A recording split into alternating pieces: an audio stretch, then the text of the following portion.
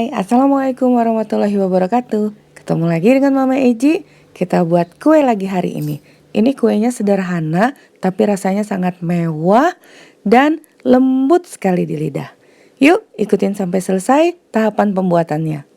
Dan untuk kelengkapan komposisi dan bahannya dapat dilihat di deskripsi. Yuk, ikutin ya.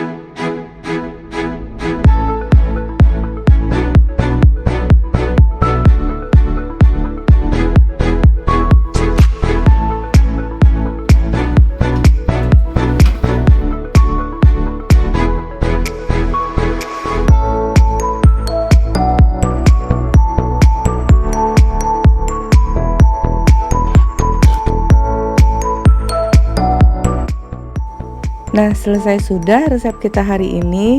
Caranya sangat mudah, rasanya enak dan lembut. Ini kalian harus coba. Oke, sampai di sini dulu. Sampai bertemu lagi di resep Mama Eji berikutnya. Hidup sehat, happy day. Terima kasih sudah menyaksikan sampai selesai. Assalamualaikum warahmatullahi wabarakatuh. Dadah.